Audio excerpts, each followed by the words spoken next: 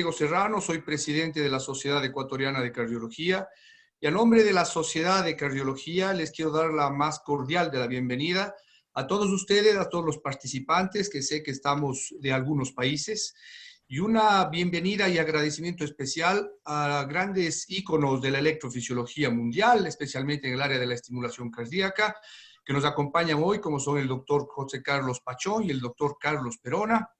Estaremos moderando esta sesión la doctora Rita Ibarra y mi persona. La modalidad de esta noche será posterior a una introducción de la doctora Rita Ibarra. Presentará el doctor José Carlos Pachón la evidencia sobre la estimulación septal versus la apical. Posteriormente, el doctor Carlos Perona nos presentará la evidencia científica e indicaciones de la estimulación isquiana o estimulación fisiológica. Y posteriormente tendremos alrededor de unos 20 minutos para discusiones y preguntas. Les pido en un inicio, por favor, silenciar los micrófonos para dar un poco más de conforto a los participantes.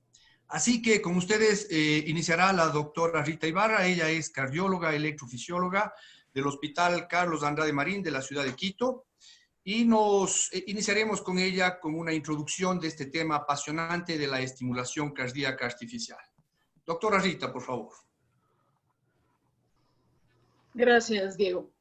Buenas noches. Les agradecemos a todos el conectarse a esta sesión y les damos la más cordial bienvenida. En un principio habíamos planteado esta reunión como parte de una serie de controversias que el capítulo de electrofisiología de la Sociedad Ecuatoriana de Cardiología ha venido realizando. Pero creemos que los temas de hoy son en verdad más bien convergentes. Son una convergencia hacia una forma más fisiológica de estimulación cardíaca. ¿Y por qué se hace necesaria esta forma fisiológica de estimulación? Pues porque tras casi medio siglo de estimulación cardíaca, durante el cual se han salvado muchas vidas, surgieron a fines de los años 90 estudios que provocaron la preocupación de la comunidad de electrofisiólogos, pues revelaron que algunos pacientes sufrían efectos deleterios de la estimulación convencional que se realiza desde el ápex del ventrículo derecho y que estos efectos se traducen en incremento en el desarrollo de insuficiencia cardíaca y en un incremento en la mortalidad. Desde entonces, y con el fin de proteger a estos pacientes que requieren de estimulación permanente de los efectos dañinos de esta estimulación no fisiológica y que no podemos identificarlos antes de realizar el implante, se han estudiado varias formas alternativas de estimulación buscando algo más parecido a lo fisiológico. Entonces, hemos visto desde entonces el aparecimiento de estudios sobre estimulación desde diferentes puntos del septo interventricular, buscando la proximidad del sistema eléctrico normal. Así se ha estudiado el tracto de salida, el septo medio, el tracto de entrada. Hemos visto estimulación bifocal derecha, estimulación biventricular para disminuir la asincronía interventricular que provoca la estimulación apical derecha.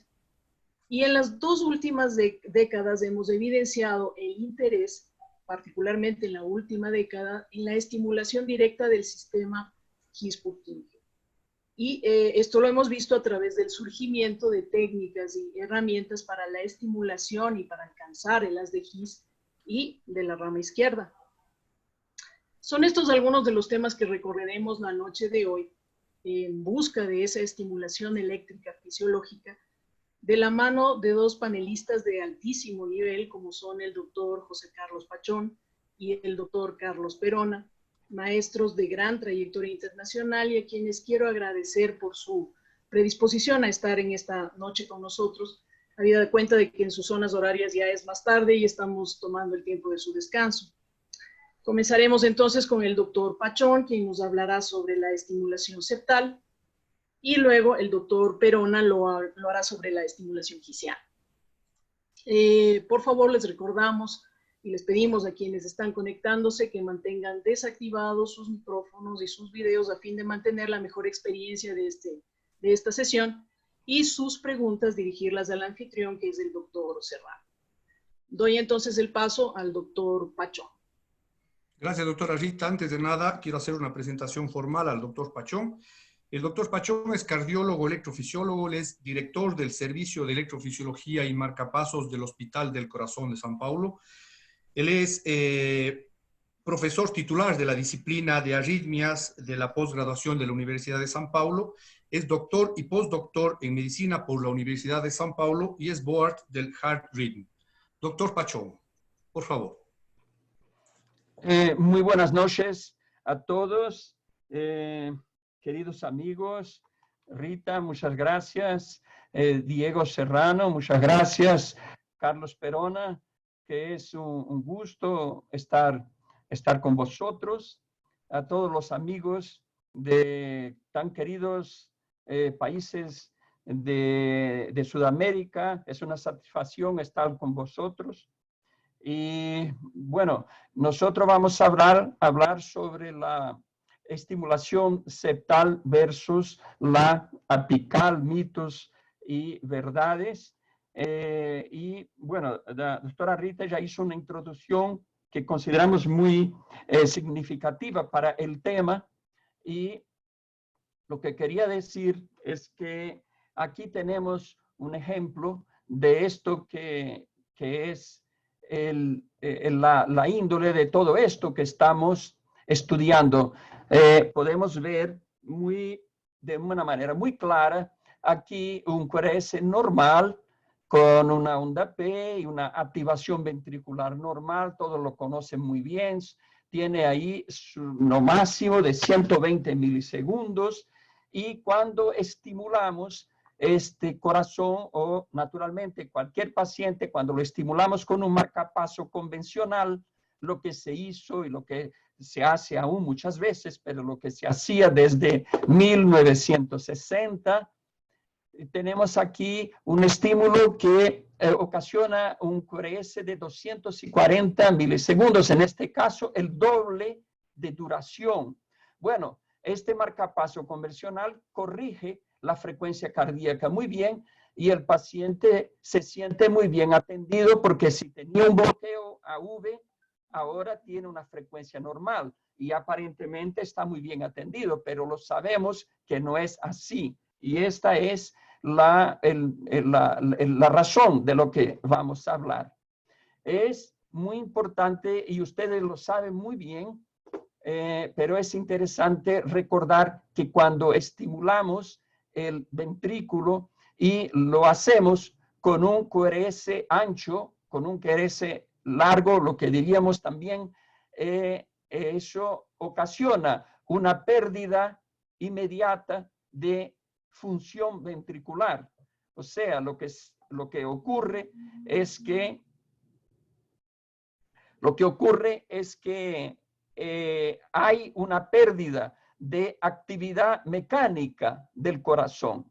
Y eso lo tenemos que evitar a pesar de que la frecuencia cardíaca esté corregida. ¿Me escuchan bien? Sí, Diego. Sí, doctor Pachón, está muy bien, le escuchamos muy bien. Adelante. Está bien. Ok.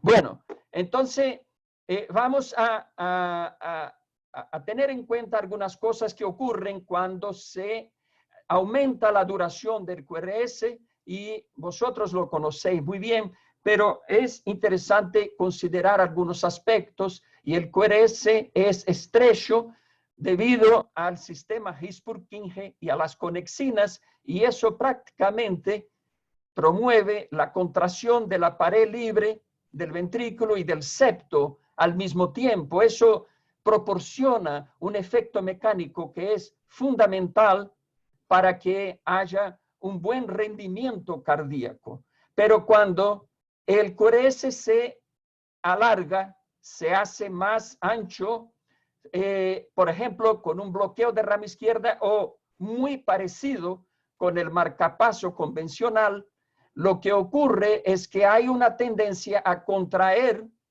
por ejemplo, el septo, relajar la pared libre y al contrario, cuando se relaja el septo, se contrae la pared libre y eso promueve una pérdida muy grande de rendimiento mecánico del corazón.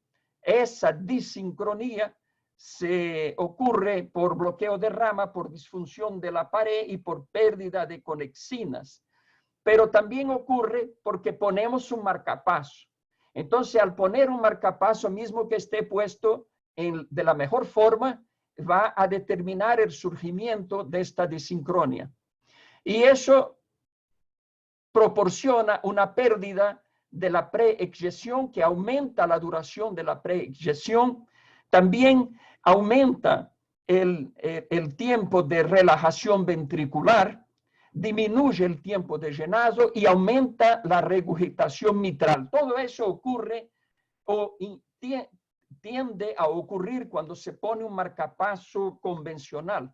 Naturalmente, tenemos que, en la evolución de la estimulación cardíaca, tenemos que buscar corregir este fenómeno. ¿Y esto será que tiene consecuencias? Sí, eso tiene grandes consecuencias y tenemos muchos estudios que nos muestran la realidad. Hay que recordar que el paciente se siente muy bien porque le corregimos la frecuencia cardíaca. Pero lo que le pasa a ese paciente mismo con su frecuencia cardíaca normal, lo que le pasa es que mitad de estos pacientes en 8 a 9 años van a presentar cardiomiopatía inducida por marcapaso. Por lo tanto, la estimulación cardíaca es óptima, es muy buena para la frecuencia, pero es dañina, es deleteria para la contracción cardíaca. Y eso lo tenemos que tener en cuenta. Hoy no podemos hacer un implante de marcapasos convencional sin pensar en alternativas que son naturalmente mucho mejores para los pacientes. Este trabajo muestra, hecho en 1.750 pacientes, que la mitad de ellos desenvolvieron enfermedad miocárdica porque tenían un marcapasos. Y esto está muy bien estudiado en muchos estudios. La cardiomiopatía inducida por marcapaso hoy es muy bien reconocida por todos los centros de estimulación cardíaca. Bueno, lo que pasaba en la década de 60, teníamos que poner un electrodo que no tenía ningún tipo de ajuste de fijación en el endocardio. Entonces el electrodo caía en la punta del ventrículo derecho. Ese era el electrodo con que trabajábamos cuando empezamos la estimulación cardíaca. ¿Y lo que pasó después? Lo que pasó es que a final de años 80 empezaron a surgir los electrodos con tornillo, con formas de fijación endocárdica. Entonces empezamos a buscar otros puntos de estimulación, ya que no necesitábamos necesariamente ponerlos en la punta del corazón.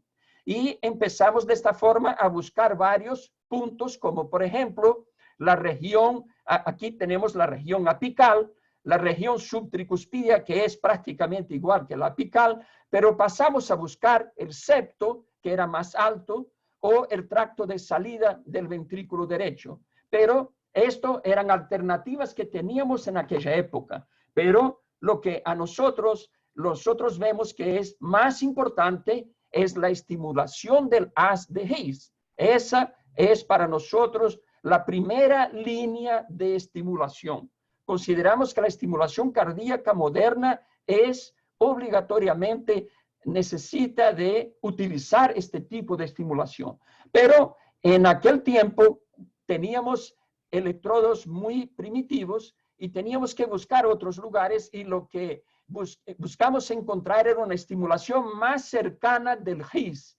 Y eso fue posible con la estimulación septal o la estimulación del tracto de salida, que son prácticamente las dos que podemos hacer con cierta frecuencia. Podemos estimular la región septal y la región apical y la podemos estimular al mismo tiempo, dando origen a la estimulación bifocal del ventrículo derecho.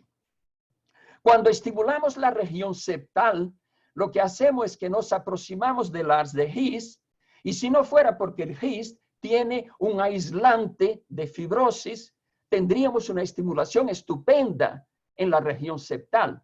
Lo que pasa es que en algunos pacientes ese aislante no es completo y la estimulación septal captura el haz de His y marcha muy bien. Pero en otros pacientes la estimulación septal obliga a que el estímulo baje hasta la rama derecha para entrar en el sistema His-Purkinje. Y en algunos pacientes existe bloqueo de entrada en el sistema His-Purkinje y no hay forma de estimular bien mismo en la región septal. Entonces la región septal tiene muchos aspectos interesantes que pueden ser muy útiles en determinadas situaciones.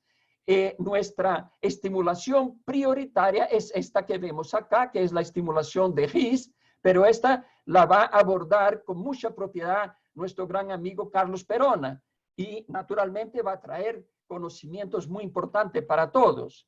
Bueno, en aquella época, cuando buscábamos a estimular pacientes con insuficiencia cardíaca, no teníamos resincronizadores y lo que buscamos hacer en aquella época, una forma de ayudar la estimulación cardíaca era estimular la región septal, que muchas veces captura el fascículo antero superior y la región apical, que captura las regiones del fascículo postero inferior. Con eso teníamos estimulación septal y apical en el mismo paciente y podíamos hacerlo al mismo tiempo, lo que traía un beneficio. Eso fue una alternativa que nosotros buscamos en el servicio de marcapaso para buscar ayudar a los pacientes cuando aún no existían los resincronizadores. Y lo que pasa en esta situación es que, vamos a ver si no conseguimos que el sistema funcione aquí en el ambiente de Zoom, no se ven la movimentación de las figuras, pero lo que interesa es que cuando estimulamos la punta, esta región apical se contrae y la región basal se relaja. Y cuando estimulamos la región septal y la región de la punta, ustedes ven el cursor. ¿Sí o no? ¿Lo ven el cursor? Sí, sí, doctor Pachón, sí estamos viendo el cursor. Ah, muy bien. Entonces, cuando estimulamos la región septal y la punta al mismo tiempo, tenemos una resincronización muy interesante entre punta y base, a pesar de que no es la estimulación biventricular y no es la estimulación de las de His. En esta situación, lo que estimulamos es la región del fascículo antero superior y la del póstero inferior. Trae que vea si mudo la opción de puntero y creo que aquí se ve mejor. Entonces acá tenemos región antero superior y posterior inferior y cuando estimulamos al mismo tiempo, hacemos con que el ventrículo izquierdo sea activado de manera más homogénea, los músculos papilares también más homogéneos y eso le trae beneficio al paciente. Al mismo tiempo, reducimos la duración de la activación eléctrica de los ventrículos y eso también es un gran beneficio.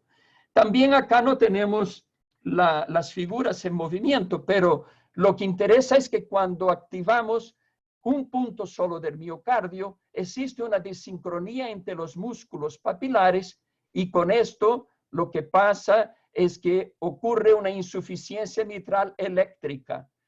Cuando resincronizamos, cuando estimulamos, por ejemplo, bifocal o biventricular, mejora la sincronía de los músculos papilares, se cierra mejor la válvula tricúspide y el paciente tiene menor regurgitación, insuficiencia tricúspide. Y aquí podemos ver que la estimulación bifocal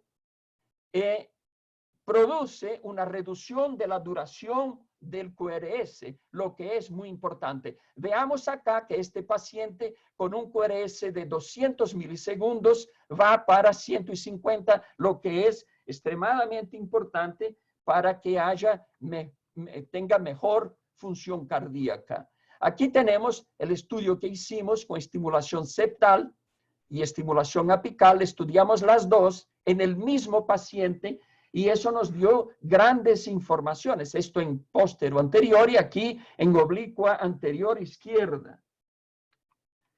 Y estudiamos en aquel tiempo 39 pacientes que tenían un promedio de 60 años con cardiomiopatía dilatada y importante insuficiencia cardíaca. Buscamos principalmente pacientes con enfermedad de Chagas y que tenían una disfunción cardíaca muy avanzada.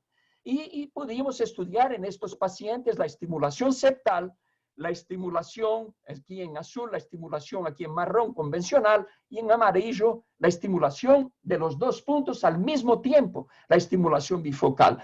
Esto nos propició hacer un estudio que lo llamamos de VERBS, y este estudio nos mostró que la estimulación apical era la peor. O sea, lo que hacíamos diariamente era la peor, escoja la peor situación para el paciente.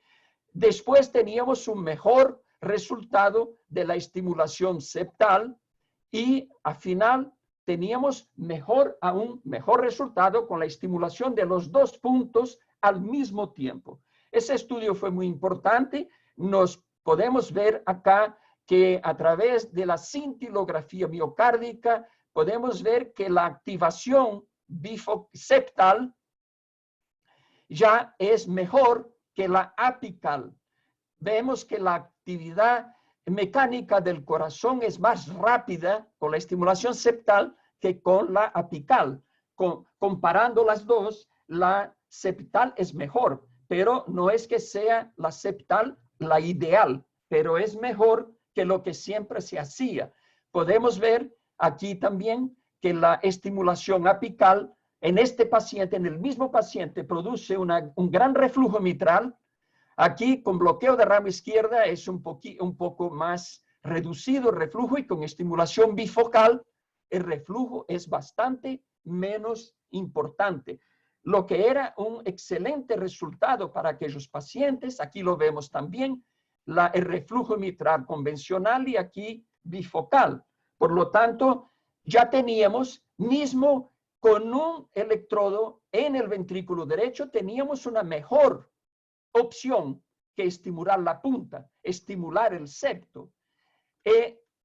Más 6 años más tarde, aproximadamente 6 años más tarde, fue presentado este trabajo de Desmuk y colaboradores que muestran, hecho en perros, que la estimulación del GIS es la que provoca la mejor contractilidad del miocardio, y la estimulación apical es la que demuestra la peor estimulación del miocardio. Eso analizando la derivada de la presión por la derivada del tiempo, o sea, la capacidad contráctil del miocardio.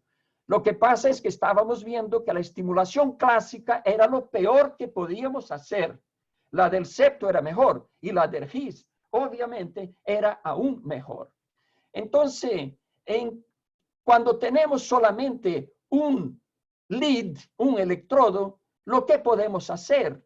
Debemos de buscar un lugar mejor para ponerlo, y eso que siempre buscamos, porque en aquel tiempo nosotros empezamos a demostrar eso y muchos colegas no le agradaban porque es más difícil, o le parecía más difícil poner el electrodo en el septo que ponerlo en la punta, lo que hacía el mundo entero, lo ponía en la punta. Pero nosotros buscamos de doblar una guía, como la ven acá, una guía que normalmente es bidimensional, la hacemos tridimensional con curvas en 3 dimensiones, y eso prácticamente nos lleva el electrodo a donde tenemos que ponerlo. Y entonces hicimos este trabajo que fue hecho, yo fui el orientador de uno de los médicos del servicio, el doctor Kleber, donde comparamos el septo con la punta en un grupo de 25 pacientes, estudiando naturalmente con ecocardiografía avanzada, con strain, estudiando cómo respondían los lugares de estimulación septal y apical. Y lo que hicimos en este estudio es que los pacientes eran implantados con un electrodo en la punta y otro en el septo, y eran randomizados. Una parte, la mitad, iba para estimulación septal y la otra para estimulación apical. Después de 2 meses, mudábamos y pasaba, quien estaba en septal pasaba para apical y quien estaba en apical pasaba para septal. Al final de todo, manteníamos los pacientes en bifocal después que hacíamos el estudio en 2 meses de cada estimulación. Y lo que vimos es que la clase funcional era mejor en el septo que en el ápex. Era mejor cuando poníamos el marcapaso en el septo que cuando lo poníamos en el ápex. En el ápex, esta clase funcional había una tendencia a empeorar en relación al inicial. Bueno, después la duración del QRS, la duración era menor en el septo y mayor en el ápice. Eso ya era también un resultado interesante. El septo tenía una duración menor y no estábamos estimulando GIS, estábamos estimulando el septo paraisiano. Como con relación a la fracción de eyección, el septo tenía una fracción de eyección mayor que el ápex. Eso en los 25 pacientes que hicieron crossover de las 2 estimulaciones. Y en relación a la disincronía interventricular, vemos que el tiempo de eyección era menor en el septo, era en lo que es mejor para el paciente. El tiempo de eyección aórtica también es menor en el septo, lo que es mejor para el paciente.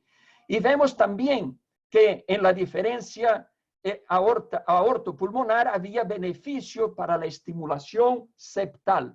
Entonces era muy claro que en esa comparación, en disincronía interventricular, había una gran diferencia. El septo era mejor que el ápex. Bueno, en relación a la disincronía intraventricular, con diversos índices que podemos hacer, vemos que son siempre los índices de disincronía son menores en el septo que en el ápex. Todos ellos. Por ejemplo, el índice de U, que es muy importante, mostraba que la disincronía en el septo era menor que en el ápex. Y en relación a todas esos, podemos comparando la media de todo el grupo, vimos claramente que la disincronía era menor con la estimulación septal cuando la comparamos con la apical. Bueno, y al final de todos, teníamos que la estimulación del septo llevaba un QRS de 153 milisegundos, la punta 174 y la bifocal a 143. Nosotros ya sabíamos en aquella época que 150 era un marcador de disincronía. Los pacientes que tienen más de 150 evolúen mal y los que tienen menos evolucionan bien. Entonces el bifocal era excelente en ese sentido porque nos permitía reducir hasta menor que 150 en la duración del QRS. El estudio muchos años después del estudio de MEDITY CRT Trial nos mostró claramente que los pacientes que tenían más de 150 milisegundos tenían bastante disincronía y la resincronización marchaba muy bien cuando el QRS caía a valores abajo de 150 milisegundos. Y aquí vemos en una estimulación bifocal cómo se puede llevar el QRS hasta ese límite que es muy importante, divisor de aguas de la desincronía. Vean ustedes acá lo que hicimos en un grupo de pacientes implantados por varios médicos en el Instituto de Cardiología. Hicimos un teste y mismo sin que tuvieran un entrenamiento, conseguían una media de QRS menor, bastante reducido, y eso era muy importante para poder traer beneficio para estos pacientes.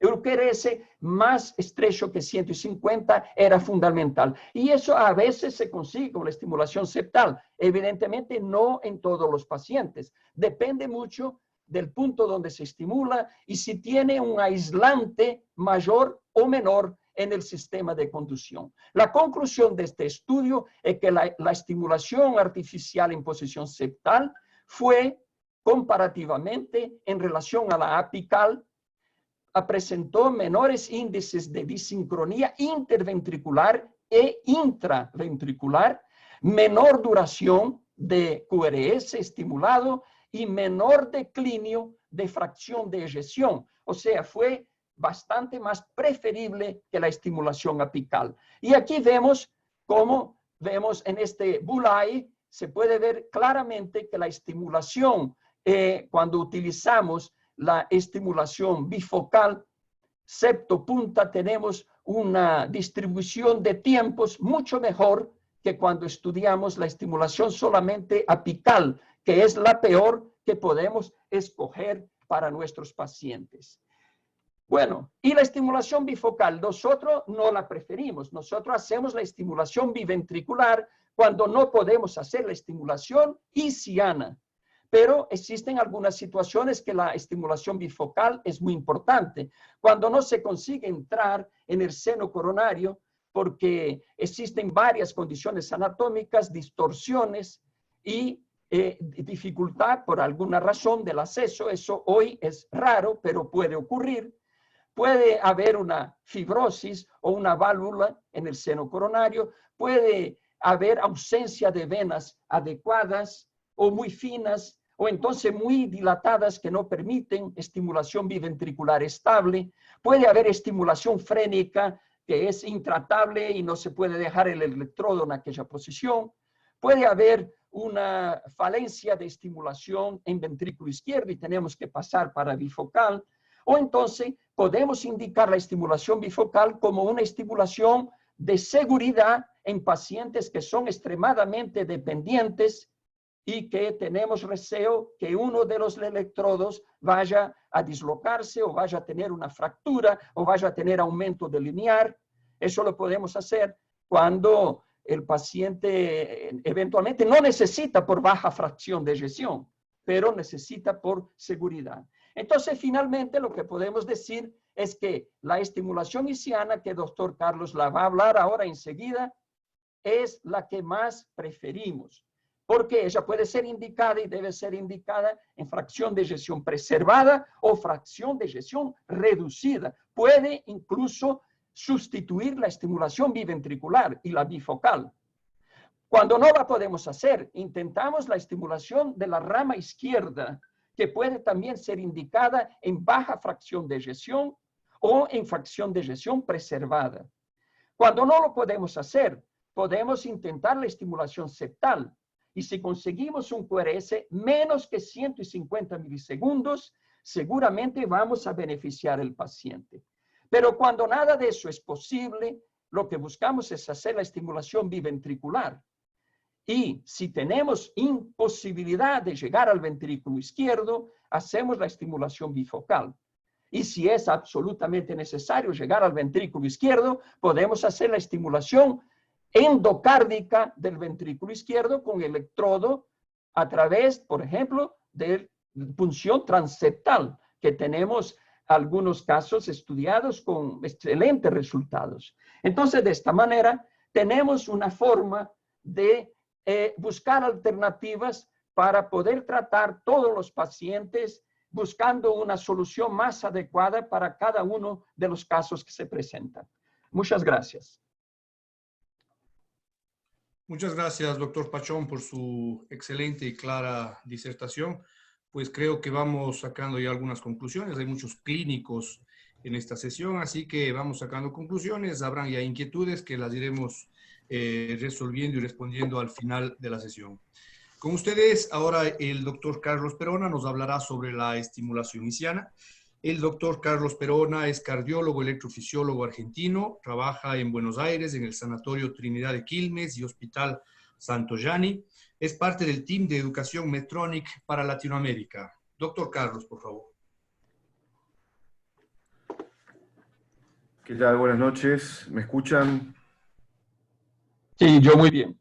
Sí, se escucha bien. Excelente, excelente. Bueno, es un placer para mí saludarlos de acá, desde una noche muy fría acá en Buenos Aires, aislados, es un día festivo, así que para nosotros es un buen día para juntarnos a charlar un poco de nuestra pasión, que es la estimulación cardíaca. Tengo nada más palabras de agradecimiento para la gente que nos invitó, Rita Ibarra, Diego Serrano, y es un honor para mí compartir esta charla con Carlos Pachón, de quien he aprendido muchísimo. Yo empecé a hacer estimulación en el año 2003, donde Carlos nos enseñó todo esto que nos acaba de enseñar, que había que mudarnos hacia el septum. Si me ha salvado tantas veces de poder poner el cable con estimulación dual cuando no pude poner un seno coronario, realmente para mí es un placer enorme compartir esta charla con Carlos, y nuevamente agradezco a la Sociedad Ecuatoriana de Cardiología. Bueno, la estimulación del haz de His no es un tema nuevo, es un tema que tiene más de 20 años en desarrollo, y un desarrollo importante en los últimos 10. Y hoy podemos decir que hay una evolución hasta este nuevo paradigma de la estimulación cardíaca a través del sistema de conducción. Ya el doctor Pachón nos hizo una excelente introducción, así que vamos a ir un poco más rápido. Esta es la declaración de responsabilidades. Los objetivos de la charla es comentar de qué se trata la estimulación de His, cómo busco, cómo lo hago, cuáles son los materiales, cuál es el paso a paso, qué tan seguro es y cuáles son las indicaciones con la evidencia clínica hasta el momento. Es una charla de 15 a 20 minutos, por lo tanto realmente es un pantallazo de lo que es la estimulación hisiana, porque en los últimos, 5 o 6 años se ha acumulado un montón de evidencia clínica que la verdad que es muy interesante avanzar. Veníamos hablando de lo que era la disincronía a través de la estimulación del ventrículo derecho, o lo que es muy parecido el bloqueo de rama izquierda con la evolución del latido a través del sincicio ventricular. Hasta ahora los resincronizadores principalmente era el biventricular clásico, donde generábamos 2 frentes de onda tratando de acortar el QRS, pero realmente lo que obteníamos era un QRS intermedio. Cuando hablamos de la estimulación selectiva del haz de His, es poner un catéter exactamente en el sistema de conducción, y de esa manera obtener un QRS angosto, similar al nativo.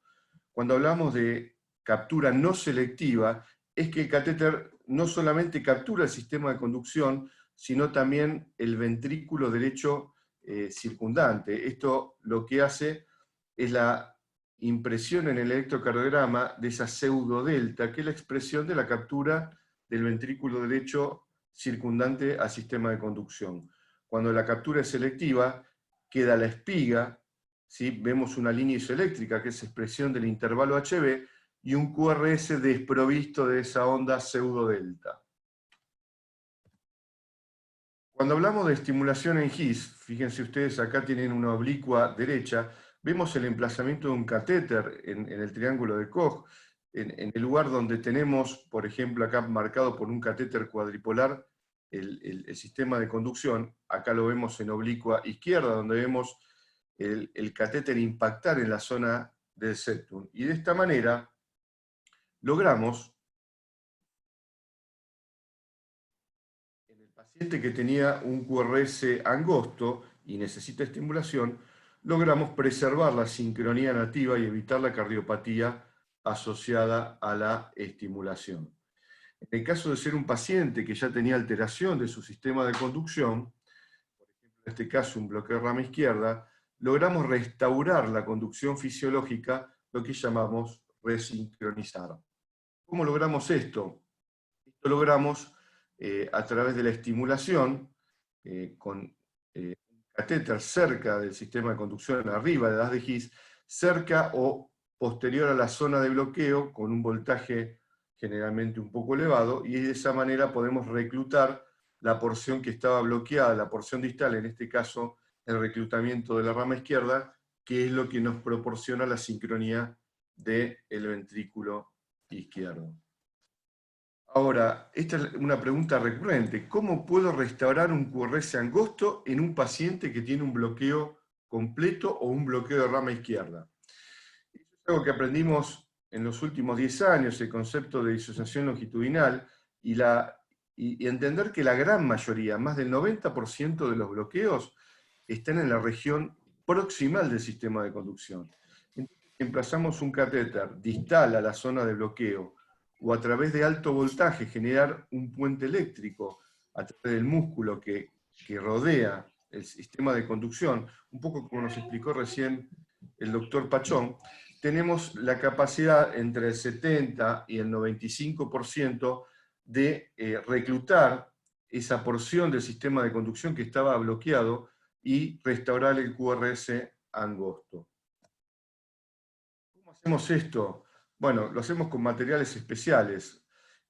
Más del 90% de los implantes en el mundo se hicieron con esta vaina, es una vaina que se llama C315 GIS, es una vaina de Medtronic que tiene una doble curva fija, una curva que nos enfrenta a la tricúspide y otra curva que nos apunta hacia el septum. Y un catéter especial, distinto, Select Secure 3830, que es un catéter mucho más delgado de lo que estamos acostumbrados, sin luz, o sea que no se le puede poner un estilete, es por eso que necesita esta vaina como sistema de delivery para poder alcanzar el lugar que queremos llegar. Con esa vaina o con estas otras, la C304, que tiene la capacidad de ser deflectable, o la recientemente aparecida C304 GIS, que tiene lo mejor de los dos mundos, es deflectable y además en la punta tiene una curva muy parecida a la que tiene la vaina C315 GIS, y nos permite llegar, por ejemplo, en aurículas dilatadas.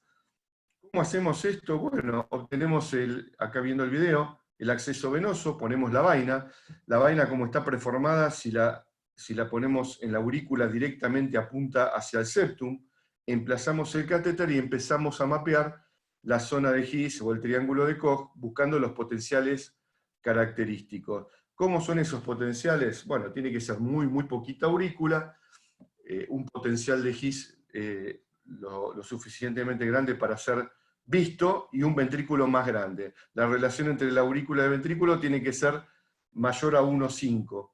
¿Sí? Muy poca aurícula y bastante ventrículo. Cuando obtenemos ese potencial, logramos el impacto del catéter. Fíjense ustedes acá en el video, se tiene que girar el catéter porque el screw está expuesto, entonces se tiene que girar todo el electrodo, y después que lo impactamos en la zona septal, en el triángulo de Koch, fíjense acá ustedes la onda de lesión positiva en el potencial de GIS, eso quiere decir que logré un buen impacto.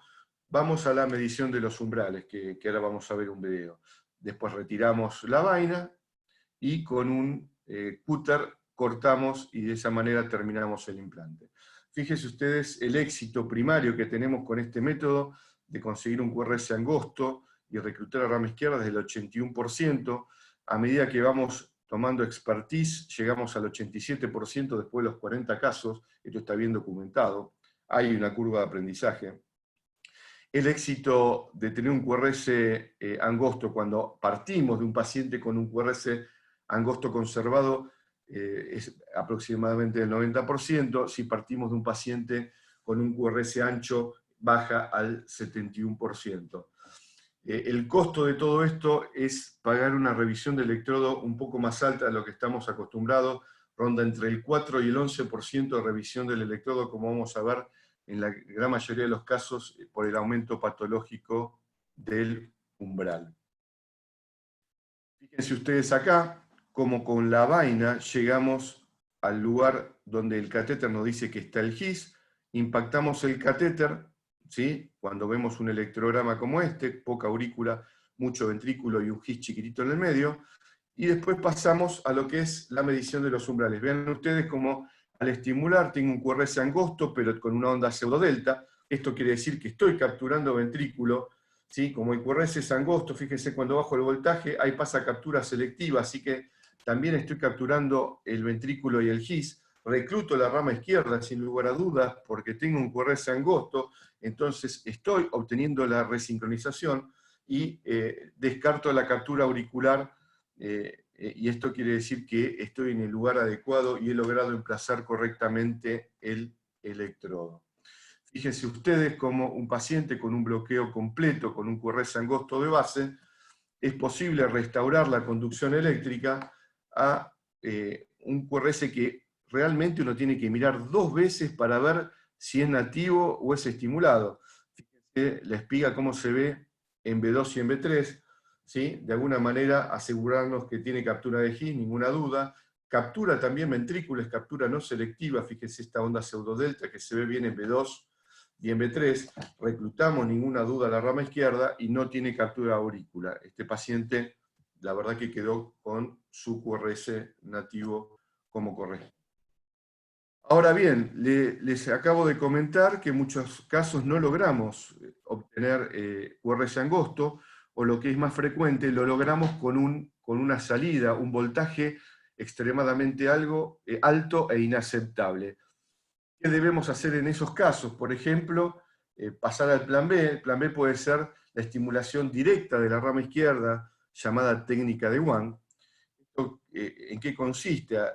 Aprovechando que la rama izquierda es un haz grueso que discurre por el septum interventricular membranoso, uno con los mismos materiales que venía intentando el haz de His, ¿sí? Lo emplaza más hacia el ventrículo, 1 centímetro hacia el ventrículo y un poquito más por debajo, por donde pasa este enorme haz de la rama izquierda, e impacta el electrodo más vueltas de las que impactaría para alcanzar el sistema de conducción, y de esa manera obtener un QRS bastante delgado con un patrón similar al bloqueo de rama derecha. Esta técnica es muy sencilla, tiene mejores umbrales, mejor sensado, incluso para mucho pasa a ser el plan A, porque es más sencillo técnicamente que las de His. Obviamente no da un QRS igual al nativo, sino digamos un QRS intermedio. Pero ninguna duda que en la medida que uno aprende a hacer esta técnica también, logra resolver el 100% de los pacientes que intenta implantar de manera fisiológica en el sistema de conducción. Acá ven un paciente que intentamos poner His y no pudimos, logramos impactar directamente la rama izquierda. Fíjense cómo el catéter penetra en el septum, prácticamente 1 centímetro hasta el anillo, y logramos un QRS bastante delgado, fíjese con un patrón parecido a la rama derecha, un QRS que mide unos 110 milisegundos, con una buena progresión de R, ¿sí? Con un pequeño vector septal, fíjense de acá, y de esta manera logramos tener una buena sincronía. Pasando a la evidencia clínica, ¿cuáles son los escenarios posibles donde uno puede implantar un catéter en His? Bueno, en la medida que fue apareciendo estudios clínicos, uno podría decir que hoy prácticamente se lo puede implantar todos los escenarios clínicos. Vamos a repasar algunos de ellos. En los pacientes, por ejemplo, como bien explicó el doctor Pachón, de cardiopatía inducida por estimulación en el ventrículo derecho, sabemos que esos pacientes, principalmente que tienen bloqueo de rama izquierda previa, alto porcentaje de estimulación ventricular, o cuando estimulamos ese QRS bien ancho, esos son los pacientes que más tendencia van a tener a desarrollar cardiopatía inducida por estimulación. Y sabemos que esos pacientes tienen peor pronóstico que cualquier otra miocardiopatía de otras etiologías. Y también está bien documentado que si esos pacientes hacemos un upgrade a His, ¿sí? Podemos prácticamente mejorar a través del remodelado reverso hasta casi normalizar la fracción de eyección previa a lo que tenían antes de implantar el catéter en el ápex. Entonces, esto es un mecanismo que si lo hacemos relativamente rápido, es parcialmente o totalmente reversible, depende del paciente. Fíjense ustedes, este es uno de los estudios con más pacientes candidatos a marcapasos convencional, son pacientes con fracción de eyección reservada, que se puso el catéter en el septum del BD o en el His, y fíjense que el endpoint combinado de muerte e insuficiencia cardíaca o necesidad de upgrade a resincronizador biventricular es mejor en forma significativa cuando emplazo el catéter en el haz de His. Y solamente se evidenció diferencia en los pacientes que tuvieron por lo menos más del 20% de estimulación ventricular. ¿Sí? De alguna manera sabemos que el beneficio es solamente por la estimulación. Y el éxito en emplazar en estos pacientes el catéter en His superó el 90% y se mantuvo estable los umbrales y el QRS angosto a los 4 años de seguimiento, lo cual también fijó un estándar de seguridad. Otros pacientes que son tratados con éxito en His son los pacientes que tienen fibrilación auricular e insuficiencia cardíaca, lo que llamamos ablate and pace. Estos son pacientes con baja fracción de eyección, donde el éxito de poder implantar y tener una captura crónica del haz de His acá baja considerablemente al 80%, son pacientes remodelados, dilatados, que a veces tienen más fibrosis y bloqueos más distales, entonces vemos cómo va bajando la capacidad de reclutar el sistema de conducción. Fíjense cómo se puede emplazar el catéter en His, y una vez que uno le hace la ablación del nódulo AB, el paciente mejora sus volúmenes y su fracción de eyección. La mayoría incluso son respondedores importantes o super respondedores. Fíjense que la ablación del nódulo AB es posible hacerla en más del 90% con absoluta seguridad, sin tener problemas en los umbrales ni en la captura crónica del sistema de conducción. Otra cohorte de pacientes que se puede beneficiar de His son esos pacientes que desarrollan disfunción del ventrículo progresiva solamente por tener un bloqueo de rama izquierda. Son esos pacientes que los estudiamos y se descartan todas las causas, lo único que tienen es su bloqueo de rama izquierda, los vamos medicando y hasta que le ponemos el nombre de miocardiopatía inducida por rama izquierda, y estos pacientes, cuando uno le puede emplazar un catéter en His, estos pacientes casi siempre son hiperrespondedores y normalizan su fracción de eyección. ¿Sí? Esto está ampliamente documentado por la mayoría de los autores. Vemos acá un paciente con un bloqueo de rama izquierda que es bastante atípico, se logra normalizar el QRS, y este paciente normaliza la fracción de eyección luego del implante. Uno de los estudios más interesantes recientemente publicados es este His-Sync, donde compara la estimulación biventricular clásica con la estimulación en His.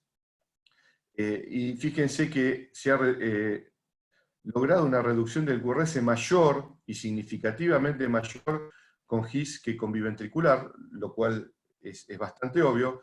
La respuesta ecocardiográfica fue prácticamente mayor con His, pero no fue significativa, lo mismo que los cambios de la fracción de eyección.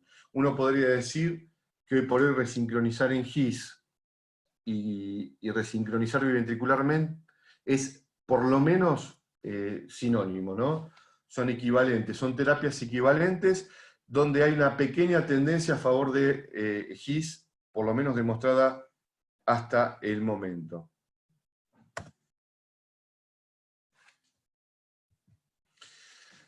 Los pacientes que tienen disfunción ventricular y QRS angosto, fíjense este caso clínico, un paciente que tiene un QRS angosto y una fracción de eyección baja.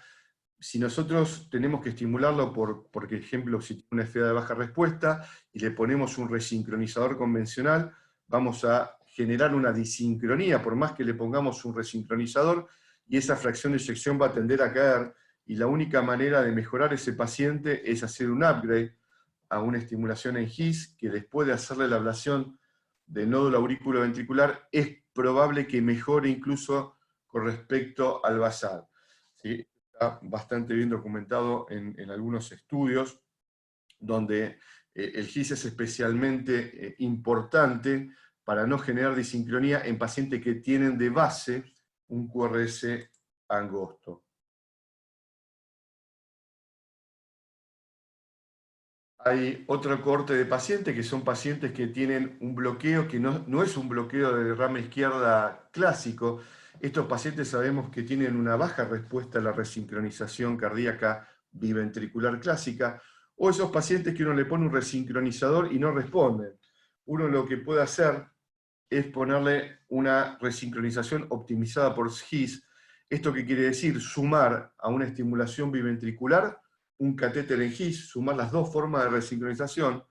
De esta manera, fíjense cómo logramos un QRS más angosto, una sincronía superadora, con mejor outcome en volúmenes ventriculares y fracción de eyección. Este es un estudio chico, tuvo 27 pacientes. Fíjense que incluso había 4 pacientes que eran no respondedores a la resincronización clásica, que luego de hacer el upgrade al Hot CRT, lograron tener una respuesta favorable con respecto a mejor fracción de eyección y por último, hay pacientes que tienen falla cardíaca principalmente asociada a bloqueo de rama derecha y falla del ventrículo derecho, que sabemos por diferentes estudios, como el MADI-CRT, que estos pacientes que no tienen rama izquierda o que tienen falla derecha no van bien con los resincronizadores clásicos, y recientes publicaciones nos hacen dar cuenta que con la estimulación de His también podemos mejorar el bloqueo de rama derecha y darle un beneficio a la sincronía del ventrículo derecho en estos pacientes que tienen disfunción del ventrículo derecho.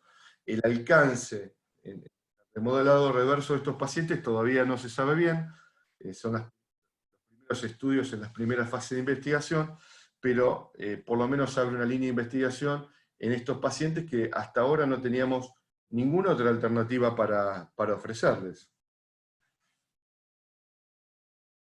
Otra pregunta recurrente cuando voy por los laboratorios a apoyar los implantes de His es si es lo mismo implantar y obtener un QRS selectivo, un QRS no selectivo de estimulación en His, o poner el catéter bastante cercano al sistema de His, lo que muchos llaman estimulación parisiana del ventrículo derecho, ¿sí? donde el QRS no queda tan ancho, pero no puedo asegurar que tengo captura de His. Hay un estudio publicado recientemente donde la duración del QRS claramente es igual. Son pacientes que tenían QRS angosto nativo, y es exactamente igual en la duración del QRS en pacientes con estimulación selectiva. La estimulación no selectiva obtiene un QRS intermedio, y el QRS más ancho se obtiene con la estimulación septal cercana a la región de His. Estos QRS fueron analizados con un electrocardiograma de alta frecuencia, ¿sí? El mismo estudio que se utilizó en el MADI-CRT, y a través de este parámetro se generó un índice de disincronía eléctrica, y fíjense ustedes, donde el QRS angosto y el selectivo y el no selectivo tienen el mismo índice de disincronía. Entonces, de alguna manera, por primera vez pudimos corroborar que tener captura no selectiva no genera disincronía, porque la gran mayoría, la gran masa del ventrículo se despolariza a través del sistema de conducción de manera sincrónica. Solamente tenemos una pequeña porción de sincronía de una pequeña porción del ventrículo circundante al His, y eso no degenera disincronía eléctrica. Obviamente, la estimulación septal sí genera disincronía eléctrica por este método. Ya para finalizar, Francesco Zanon, uno de los gurús de la estimulación hisiana, escribió un review donde dice qué hay de mito y de realidad con respecto a His. Y él empieza este review diciendo que la estimulación en el haz de His ya no se pone en duda. Hoy, cuando vamos a un congreso, todos estamos absolutamente de acuerdo que es el nuevo estándar. ¿Sí? ¿Por qué? Porque ha tenido una utilidad demostrada en pacientes con QRS angosto y conducción preservada, pacientes que tienen trastorno de conducción nodal e infrahisiana, pacientes con rama derecha y pacientes con rama izquierda. Superamos el éxito en el 90% en pacientes que tienen QRS angosto de base y 80% en pacientes que tienen QRS ancho. La longevidad de los dispositivos que enchufamos generalmente ronda entre los 4 y los 6 años. Este es un problema de la estimulación en GIS, porque usamos voltajes altos y la verdad que la longevidad de dispositivos disminuye mucho. La revisión de catéteres ronda el 5%, ¿sí? La mayoría es por aumento patológico del umbral, 1% por problema de sensado, principalmente sobresensado de la aurícula en el catéter de GIS. Ninguna duda que estamos frente a un nuevo paradigma que requiere un nuevo entrenamiento y una nueva tecnología por parte de la industria para poder hacer esto más fácil y más masivo. Por último, les quería comentar de que la estimulación en GIS por primera vez aparece en las guías de actuación clínica, en las guías de implante de dispositivos para bradicardia que aparecieron a finales del 2018, y resumiendo, podríamos decir que si tenemos un paciente con fracción de eyección normal, y el paciente es dependiente de estimulación, uno podría implantar un marcapasos en GIS con nivel de evidencia 2B. Obviamente los pacientes más sanos, el beneficio es menor. Los pacientes que tienen fracción de eyección intermedia, pone al mismo nivel el GIS que la resincronización convencional, si es que necesitamos más del 40% de estimulación en el ventrículo, los dos con nivel de evidencia 2A. Y en pacientes que tienen fracción de eyección severa, la alternativa de GIS no tiene nivel de evidencia porque todavía no salieron las nuevas guías de insuficiencia cardíaca, sigue teniendo la máxima evidencia la estimulación clásica biventricular. Acá les muestro un cuadro comparando las tres formas de resincronización más clásicas en la actualidad, que es la estimulación de las de GIS, la estimulación directa de la rama izquierda y la estimulación biventricular clásica, con sus ventajas y desventajas. Podríamos decir que la estimulación de la rama izquierda recién ha tomado auge en los últimos 2 o 3 años y le falta bastante demostrar cuál es su comportamiento clínico a largo plazo, cosa que ya tenemos más de 10 años de buen outcome clínico con pacientes con AS de GIS y más de 30 años con pacientes con Como conclusión, todos los bloqueos, o la gran mayoría de ellos, más del 90%, son bien proximales. Entonces, con la estimulación en GIS podemos restaurar o preservar la sincronía ventricular en la mayoría de los pacientes que hacemos los implantes. El talón de Aquiles son los umbrales altos, y la estimulación de la rama izquierda, que es la técnica de One, es un excelente plan B para estos pacientes que quedaron con umbral alto o que no pudo emplazar el catéter por diferentes razones. La verdad que los materiales son escasos, no hay muchas más vainas de las que les mostré, ni más materiales. Probablemente todas las casas están desarrollando sus materiales, y tengo entendido que en los próximos meses o años todas las casas de marcapasos van a presentar sus materiales. Bienvenido sea para poder tener más opciones para emplazar los catéteres, y queda también la deuda de poner dispositivos específicos, con mayor batería, con mayor capacidad, y específicamente diseñado para lidiar con algunos problemas de programación que tiene también la estimulación hisiana. Con esto termino y los dejo a ustedes. Paso a vos la batuta. Digo, yo les pregunto mañana a sus pacientes, ¿cuál de todos estos marcapasos le van a implantar? ¿Sí? ¿Qué QRS quieren que sus pacientes tengan el día de mañana? Muchísimas gracias. Muchas gracias, doctor Carlos Perona y doctor Pachón.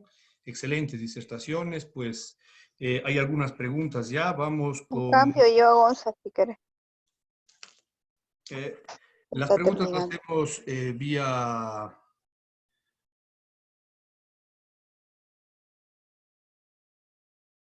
Las preguntas lo hacemos vía chat. Si alguien quiere intervenir, pues les daremos la palabra. Hay algunas preguntas ya, algunas dudas. Bueno, creo que se respondieron en relación a los umbrales a largo plazo de la estimulación hisiana, la batería que aparentemente es un 50%, doctor Carlos, y le sumo una más adicional a la misma, que nos preguntan el precio a diferencia de la estimulación convencional, doctor Carlos. Su micrófono, si le puede activar, doctor Carlos.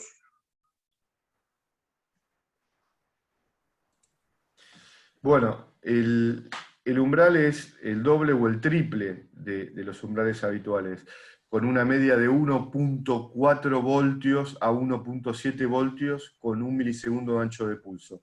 ¿Sí? Nosotros estamos acostumbrados a un catéter convencional en el ventrículo derecho a 0,7 a 1 voltio con 0,5 milisegundos de ancho de pulso. O sea, estamos hablando del doble o el triple de estos pacientes. Así que bueno, el drenaje de la batería en este canal es más importante. El promedio de lo que nos da los marcapasos es ese, 4 a 6 años contra 10, 12 años en un paciente convencional. Y el precio, bueno, el precio depende cómo uno lo vea. Porque, por ejemplo, si uno quiere resincronizar, uno puede resincronizar un paciente con un marcapasos doble cámara, lo cual en el dispositivo uno puede estar ahorrando muchísimo dinero. Obviamente que esta vaina y este catéter tiene un costo adicional, pero nunca llega a empatar el alto costo que tiene, por ejemplo, un resincronizador biventricular convencional. Digamos que el cable tendría el mismo precio que un cable convencional. El cable tiene un precio un poco mayor porque viene el cable y la vaina, pero ese precio adicional siempre es menor porque uno conecta un dispositivo generalmente que tiene un slot menos, porque uno resincroniza con un solo cable. Entonces uno puede resincronizar con un BBI en un paciente con FA o con un DDD en un paciente convencional que tiene ritmo sinusal. La palabra. Excelente. ¿Alguien que... Roberto Torres Molina desde Santa Cruz de la Sierra, Bolivia. Mucho gusto, doctor. Adelante. Carlitos, un saludo. ¿Qué tal, Profesor. Humberto? ¿Cómo estás? Un abrazo grande. Bueno, hace muchos años atrás, lográbamos una resincronización cardíaca a través de una conexión en Y.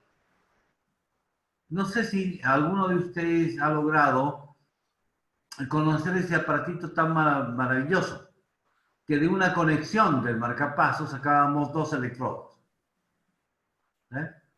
Era la forma en la cual metíamos, bajo la técnica del profesor Pachón, un electrodo en septo proximal y el otro en punta de BD. Doctor Pachón. Exacto, doctor Pachón. Yo creo que era la primera forma en la que hacíamos resincronización cardíaca, buscando que el septo sincronice con el ventrículo izquierdo. Después fuimos haciendo técnicas ya de aproximación a el septo proximal. Tú, Carlos, sabes lo siguiente del grupo que nosotros pertenecemos al Jordan Group, ¿sí? Que hacemos resincronización endocavitaria a través de una punción transeptal y colocar un electrodo en ventrículo izquierdo. Hoy en día está la sincronización a través de la estimulación del GIS. Me gusta muchísimo. Hay que tener cierta técnica para hacerlo. Hay que tener esa herramienta que dice Carlos para llegar allá, o si no, hacerlo muy al estilo latinoamericano, ¿no es cierto? Darle la punta y sobrepunta a ese estilo para que el electrodo llegue allá. Lo que Roberto. Perdón, Carlitos. Lo único que me preocupa es lo siguiente.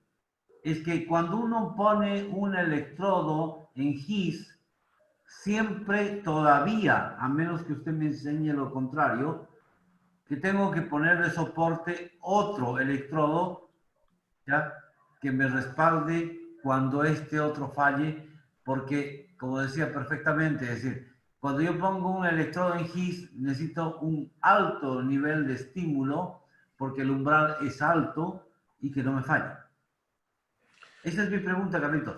Sí, Humberto, hay algunos pacientes donde uno podría pensar en dejar un catéter de backup en el ventrículo derecho. Por ejemplo, pacientes dependientes o pacientes que uno queda con estimulación selectiva. ¿Por qué? Porque en realidad, en la gran mayoría de los pacientes, uno logra captura no selectiva. ¿Esto qué quiere decir? Que estoy capturando las dos estructuras. Estoy capturando el sistema de conducción GIS y estoy capturando el ventrículo por debajo.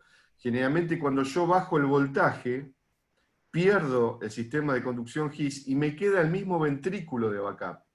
Entonces, yo lo que intento buscar siempre es captura no selectiva porque eso me da más seguridad. En el paciente que encuentro captura no selectiva, es muy raro que deje un catéter de backup en el ventrículo derecho. En el paciente que tiene una anatomía naked, desnuda, donde es muy fácil conseguir la estimulación selectiva y el paciente es dependiente, en ese paciente podría dejar un catéter en el ventrículo derecho de backup. Pero eso que se hacía en muchos casos hace tiempo, hoy prácticamente no se utiliza, dejar de catéter de backup. Hay muy pocos pacientes y principalmente cuando uno está iniciando su curva de aprendizaje. Muy bien. Doctor Pachón, en relación a los dispositivos de NGIE que usaban previamente, ¿podría activar su micrófono, doctor Pachón?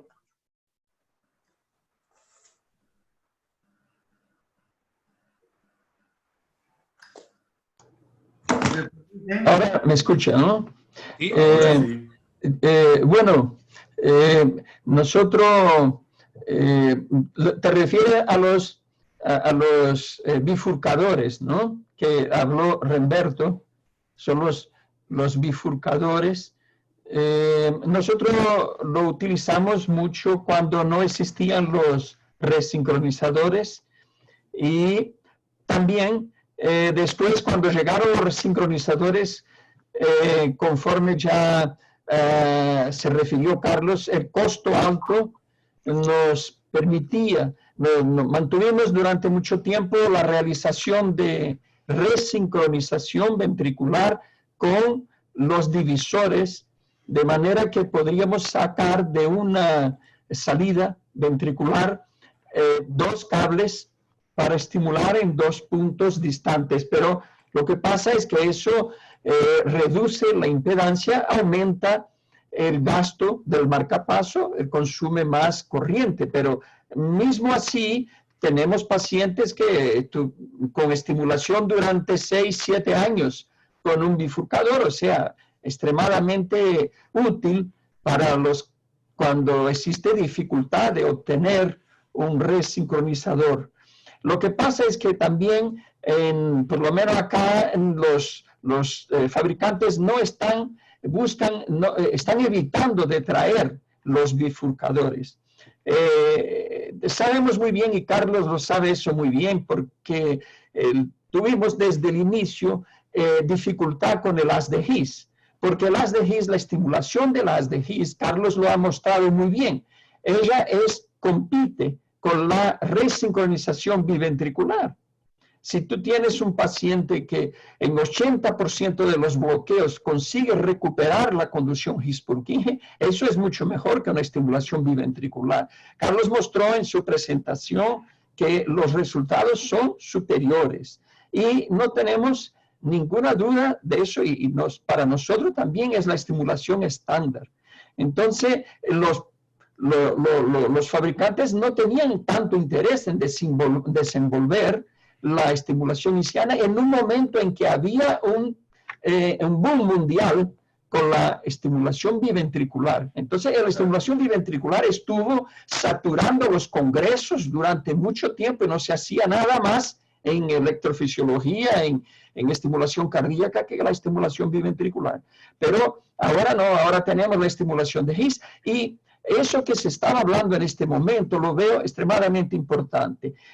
Creo que sería bueno también que Carlos comentara, porque lo que tenemos, por ejemplo, es que hay muchos pacientes que tienen indicación de un desfibrilador, pero sabemos que necesitan estimulación ventricular.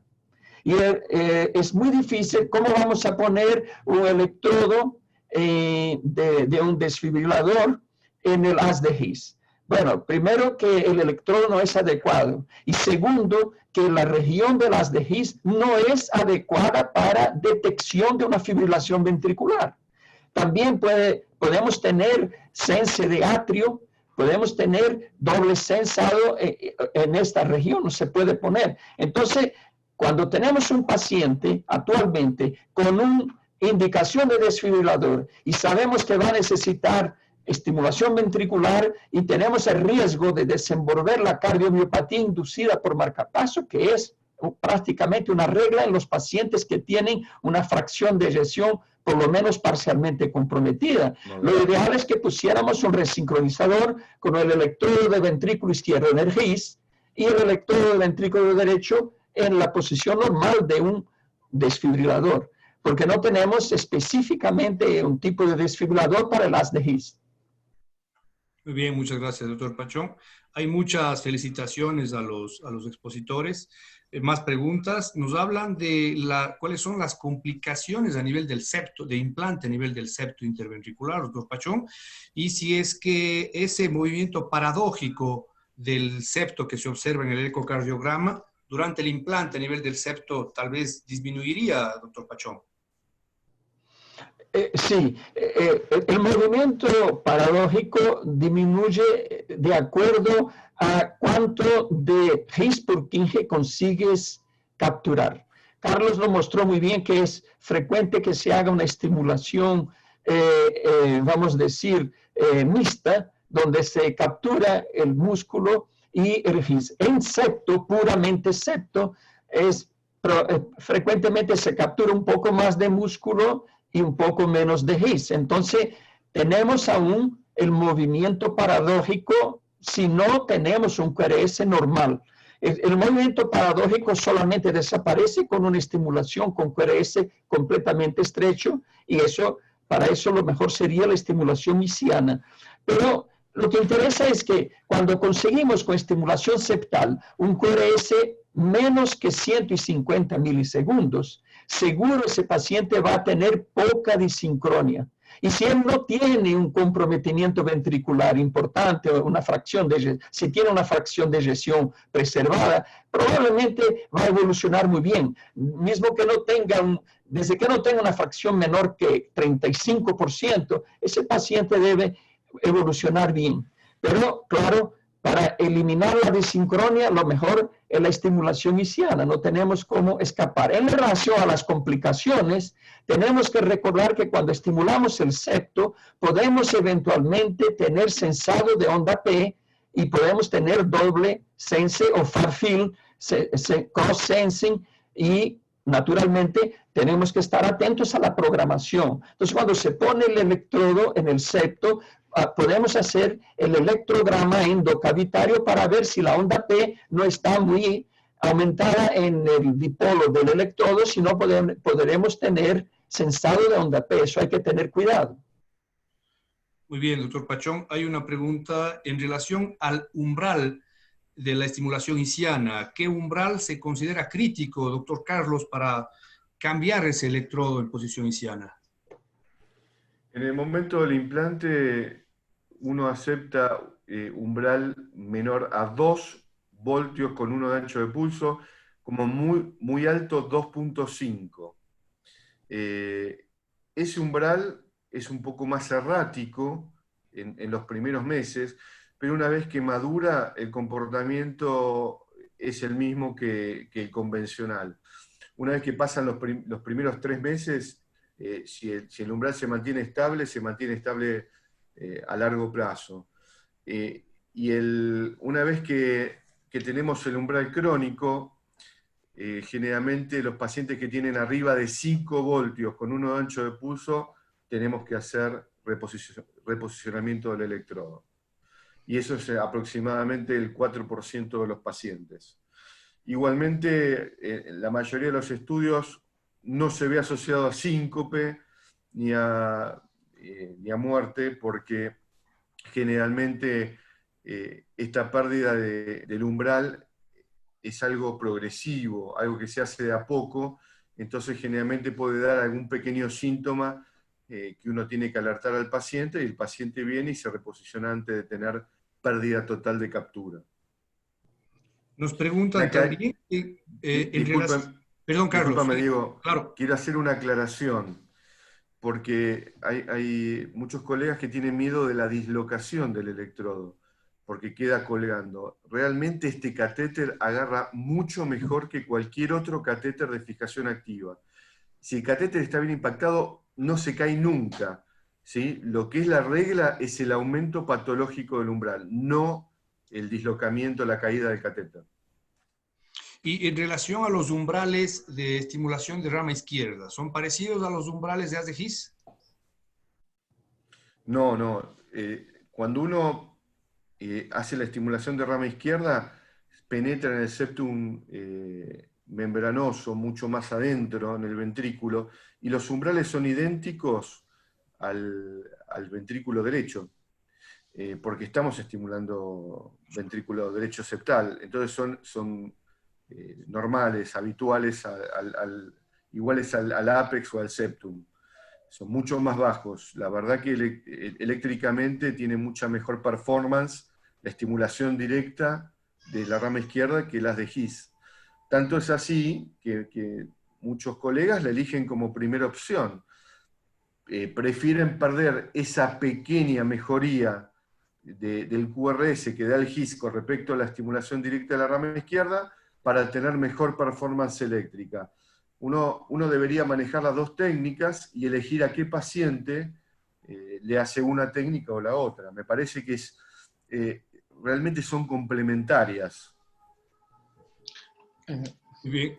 La doctora Rita Ibarra se quedó sin audio, pero ella pregunta en el chat si es que se sabe algo de la evolución de la enfermedad del sistema de conducción con una lesión añadida al penetrar un cable en el sistema His-Purkinje o en la rama izquierda, doctor Carlos. No sé, Carlos Pachón, si querés responder vos en tu experiencia. La verdad que es muy baja. La lesión, por lo menos en el momento del implante, que uno haga un bloqueo AB o un bloqueo de rama derecha es muy frecuente y habla del éxito de la técnica. Cuando logramos infringir daño directo al sistema de conducción, quiere decir que estamos arriba de él. Y eso es signo de buen pronóstico y generalmente evoluciona con buenos umbrales. Sí está descrito que el paciente puede evolucionar con daño permanente del sistema de conducción más o menos en el 1 o el 2% de los casos. Yo la verdad que lo he visto muy poco. No sé cuál es tu experiencia, Carlos Pachón. Carlos, cuando empezamos nos preocupaba tener una corriente de lesión en el His. Eso era preocupante, pero es muy interesante que no vimos problemas con eso. Lo que vemos es lo que presentaste, que pacientes a veces con disturbios de conducción los puedes corregir. Eso fue una sorpresa bastante agradable. Entonces, tenemos visto en la literatura como complicaciones, algunas citaciones de que como complicación, lesión del sistema de conducción, pero si existe lesión, si conseguimos mantener un buen estímulo de la porción distal a esa lesión, no hay problema. Claro, existen algunos pacientes que responden con mucha fibrosis y imagino que la fibrosis puede provocar una lesión que fuera evolutiva, más está de acuerdo con lo que dices, Carlos. No, creo que no debe de pasar que 1 o 2%. Ahora, estos pacientes lo tenemos que mantener en acompañamiento y cada vez que se hacen las evaluaciones vamos a ver cómo está el umbral y cómo está la conducción distal. Eso que dice Carlos, de estimular un poco la musculatura envuelta, hacer siempre un poco de estimulación mixta es muy interesante, porque si hubiera una lesión en el sistema de conducción, como capturas en la musculatura, el miocardio próximo va a mantener el comando. Entonces, eso lo veo bastante interesante y me parece que puede marchar como una forma de seguridad en ese tipo de estimulación. Interesante. Bueno, hemos hablado del sincronismo interventricular e intraventricular, pero en relación al sincronismo auriculoventricular, creo que a todos nos ha pasado que tenemos un desfibrilador o un marcapaso implantado previamente en el ápice y con los algoritmos actuales, pues podríamos sacrificar ese sincronismo auriculoventricular con algunos algoritmos. Y la pregunta es, ¿qué preferimos? ¿Tener un sincronismo interventricular, es decir, un QRS estrecho, pero a costa de un intervalo AB muy largo con estos nuevos algoritmos? Quién sabe, llegar hasta más de 350 milisegundos, o tener un QRS ancho, pero con un sincronismo auriculoventricular. ¿Cuál sería la preferencia de estos dos en relación a largo plazo, eventualmente síntomas o morbimortalidad? ¿Quiere hablar, Carlos? Profesor, por favor. Bueno, yo lo que diría es que cambiaría todos esos algoritmos por la estimulación de His. Eso es nuestra experiencia. Nosotros ahora buscamos siempre que podemos la estimulación de His. Esos algoritmos me parece muy interesante cuando no se puede hacer la estimulación de His y tenemos que aprovechar la estimulación natural. Pero hicimos una tesis recientemente que la hizo el Andrés en nuestro servicio y él vio que a más de 260, 280 milisegundos empiezas a tener comprometimiento de intervalo AV, ¿no? Si lo pones intervalo AV a más que 280 milisegundos ya tiene un comprometimiento hemodinámico que puede ser importante para producir una disfunción tal que no es conveniente. Y constantemente vemos que con los algoritmos tenemos que llevar el intervalo PR mucho más ancho. Naturalmente es lo que tenemos cuando no hay otra opción, pero nosotros queremos siempre buscar la estimulación sincrónica AV y VV, intraventricular. Y eso lo mejor es con un sistema AV estimulando el His, que es mejor aún que el biventricular. Doctor Carlos, usted nos habló de los pacientes con fibrilación auricular, implante isquiano, y la ablación en estos casos, porque se habla mucho de la irregularidad en FA, es un factor de mal pronóstico para disfunción ventricular. En estos casos, siempre, 100% de los pacientes en FA les lleva a ablación nodal. Sí, sí. La verdad que esos pacientes que ya el control del ritmo no es una opción y pasamos al control de la frecuencia, el implante de un catéter en His y obtener el QRS angosto y hacer la ablación del nódulo AB es mágico. Generalmente el paciente evoluciona bien, al poco tiempo mejora los síntomas y empieza el remodelado reverso hasta normalizar incluso la fracción de eyección, obviamente si no hay ninguna otra cardiopatía concomitante. Si es una taquicardiomyopatía por la FA o si tiene un QRS ancho, los pacientes mejoran muchísimo. Y sí, hacemos la ablación del nódulo AB en el 100% de los casos. En un principio lo hacíamos en diferido, hacíamos primero el implante del catéter en His y después hacíamos al mes, a los 2 meses, si tenía buena evolución eléctrica, le hacíamos la ablación del nódulo AB. Hoy por hoy nos estamos animando a hacerlo en el mismo acto. Si logramos una captura no selectiva, lo cual, como venimos diciendo, tenemos el ventrículo de backup, nos animamos a hacer la ablación del nódulo AB en el mismo acto. Muy bien. Nos pregunta Javier en relación al endpoint de mortalidad total y cardiovascular. ¿Existe alguna diferencia entre estimulación septal y estimulación apical, doctor Pachón? Supongo que el hecho de mejorar la fracción de eyección o evitar que empeore, pues se relacionaría con mejoría de la mortalidad, ¿no? Bueno, sí. Es verdad. Tenemos un estudio que fue hecho en el inicio de los años 2000 por los colegas de Uruguay, y que fueron uno de los primeros que presentaron una serie de comparativa, porque ellos compararon un grande grupo de pacientes que estaban estimulados en la punta y con un grupo de pacientes que pasaron a hacerlo en el septo. Empezaron después de 99, cuando nosotros empezamos a hacer la estimulación bifocal y naturalmente la estimulación septal. Y ellos notaron una reducción, un aumento comparativo o sea, reducción de mortalidad en el grupo septal, un aumento de sobrevida significativo de más de 25% en lo que observaron en aquel tiempo. No tenemos un estudio de largo plazo analizando la mortalidad, porque no es una estimulación. Normalmente se hace, conforme lo dijo Carlos, se hace cuando no se consigue, por ejemplo, una estimulación biventricular. Pero todos los datos hemodinámicos muestran que reduce el sincronismo en relación a la apical, y eso es el grande triunfo que tiene, en el sentido de ser una estimulación alternativa que tiene una menor desincronía que una estimulación convencional. Bueno, nos preguntan, para ir concluyendo, en cuanto al seguimiento de los dispositivos, ¿existe como opción? ¿Existe algún protocolo específico a seguir?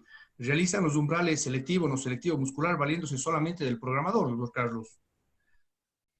Lo ideal es hacer un seguimiento con un electrocardiograma de 12 derivaciones para poder ver. A veces los cambios son muy sutiles, y en una derivación, y más con el ruido que muchas veces tenemos en el programador, a veces no se logra ver. Lo ideal es hacerlo con un electrocardiograma de 12 derivaciones. Y sí, hay algunos cambios que tenemos que hacer, por ejemplo, apagar los manejos de la captura del ventrículo, porque no puede discernir entre la captura de ventricular y la captura de His.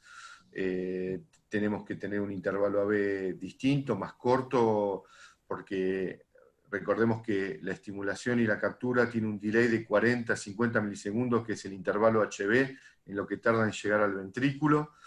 En caso de un resincronizador, bueno, apagar el Adaptive CRT. Hay un protocolo según si es un desfibrilador, un resincronizador, un marcapasos, que tenemos que respetar. La verdad es que nos ayudan muchísimo los técnicos que van tomando bastante experiencia y nos van asesorando y nos van apoyando en el consultorio para poder hacer esto un poco más fácil. Bueno, hay muchas inquietudes y preguntas, pero nos hemos pasado ya más de media hora. La doctora Rita se quedó nuevamente sin audio, y creo que le hace la última pregunta y nos dice: si la estimulación hisiana no es posible y solo nos queda la septal como opción, ¿qué sitio es el mejor? ¿Septo medio, tracto de salida? ¿Y cómo recomienda verificar la posición final del cable, doctor Pachón? Eso es muy importante, porque muchas veces no tenemos alternativa a la estimulación hisiana. Solo lo que explicó Carlos es lo más útil que tenemos hoy, porque cuando tenemos el cable del His, lo que debemos buscar, si no se puede el His, tenemos que buscar la rama izquierda. Es extremadamente importante que se busque estimular la rama izquierda. El mismo cable, si se pone superficialmente en el septo, no va a lograr un resultado tan bueno que si se atornilla más profundamente para conseguir la rama izquierda. Entonces, si estamos intentando hacer la estimulación de His, lo mejor es que el segundo paso sea la estimulación de la rama izquierda, si no se consigue. Ahora, si estamos con un cable convencional, que no vamos a poder lograr atingir la rama izquierda, lo mejor es que se busque una estimulación septal midiendo la duración del QRS Y si conseguimos un QRS un poquito más arriba, un poquito más abajo, al medio del septo muchas veces se consigue muy bien, porque hay veces que entramos en la rama derecha y la rama derecha permite la estimulación retrógrada del ventrículo izquierdo y eso marcha muy bien. Entonces, si conseguimos un QRS que tenga por lo menos 140 o menos de 150 milisegundos, seguro vamos a lograr un gran beneficio para el paciente. Y en este momento es importante que se tenga un poquito de paciencia, se pierda un poquito de tiempo hasta buscar un QRS que sea más estrecho, porque eso le va a traer al paciente seguro un gran beneficio. Muy bien, muchas gracias. Pues creo que nos hemos pasado el tiempo. Podríamos irnos de largo, como decía el doctor Carlos Perona, en este apasionante mundo de la estimulación cardíaca. Quería agradecerles pues las excelentes disertaciones de los profesores, doctor José Carlos Pachón y doctor Perona. Agradecer a todos los asistentes por esta noche, por compartir esta noche con la Sociedad de Electrofisiología, parte de la Sociedad Ecuatoriana de Cardiología, y no podría terminar esta sesión sin enviar un fraterno abrazo a los colegas conectados desde otros lugares, como el doctor Salinas de Perú, el doctor Torres de Bolivia, mis grandes profesores, doctor Enrique Pachón, Tiene, Juan, que están conectados. Un abrazo para todos y pues les esperamos en el siguiente jueves, en la siguiente sesión del Comité de Electrofisiología, que hablaremos con el doctor Baranchuk sobre los fenotipos de Brugada el próximo jueves. Así que están todos invitados y nuevamente Serrano, gracias y hasta la Serrano, próxima.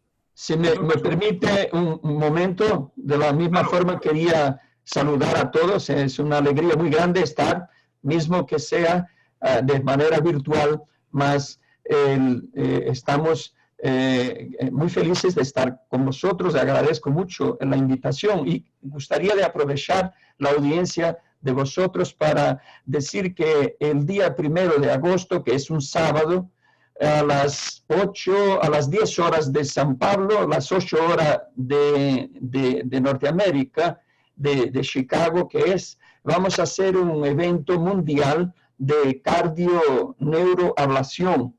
Y naturalmente todos tienen bastante envolvimiento con la electrofisiología y sábado por la mañana, como no pueden salir, están aislados con esta pandemia. Entonces, quién sabe, pueden acompañar, lo que sería un gusto muy grande tenerlos como compañeros en esa actividad.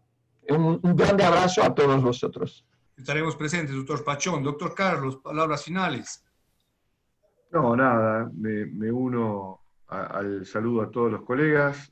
La verdad que hay colegas de toda Latinoamérica, ¿sí? La gran patria, ¿no? Estamos todos acá unidos hablando de estimulación cardíaca. Y nada más, enviarle un saludo a todos y nos conectaremos la semana que viene a escuchar a Adrián ahí en la sociedad. Gracias por la invitación. Saludos. Gracias a todos una vez más. Gracias a los doctores expositores. Gracias. Buenas noches. Buenas noches. Gracias. Muchas gracias, Carlitos. Chao, Carlos. Profesor Pachón. Gracias. Buenas noches. Buenas noches. Nos vemos. Nos vemos.